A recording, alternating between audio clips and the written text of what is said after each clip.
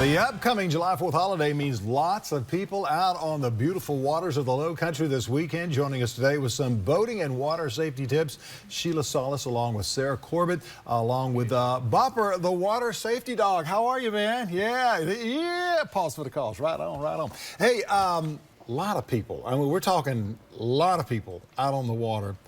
Does everybody really need to wear a life preserver when they're out in the boat? Absolutely. Because a lot of people don't. A lot of the parents have the kids, let's say under the age of 14 or 15, wearing a life vest, life preserver of some sort, but everyone should be wearing a life preserver, yeah. It only takes 60 seconds for an adult to drown. If you hit your head and down you go, but if you have a life jacket on, that could save your life. Tell us some other ways of being safe on the water, not just this weekend, but every weekend that we're out on the water.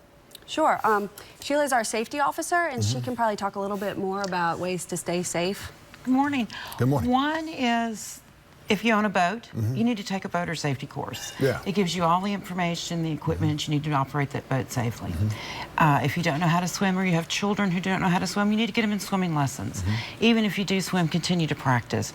Always wear that life jacket. It's your primary defense for not drowning in that water.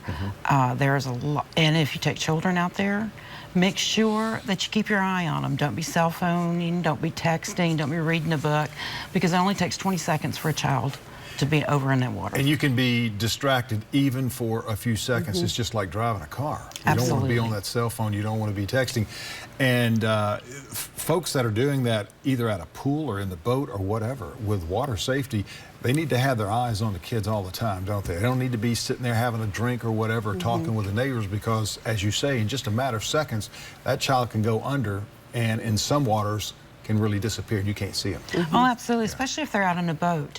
Children can be over the side in just a moment. You can have a mechanical failure. You know, we've had incidences where people have lost control of their boat and they've crashed and they went over. Wow. And they didn't have their life jackets on. So it's imperative that they wear them. You have to prepare for the unexpected.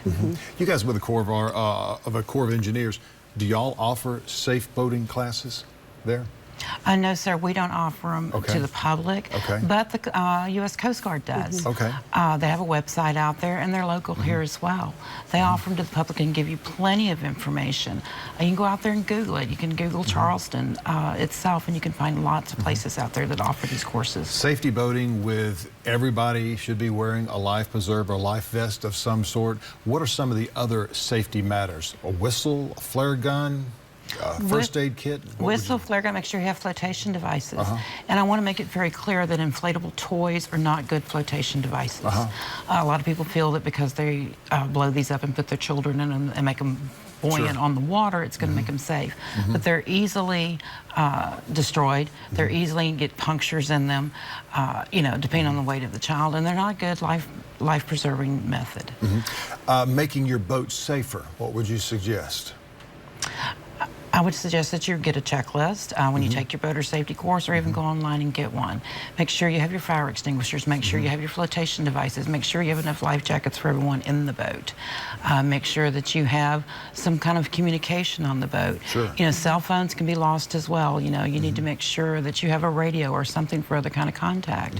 Also, you know, when you're starting that boat with the keys and what have you, make sure that you have the little band or something that can attach that key to you. So if it does happen, that key will pop out and disengage that motor.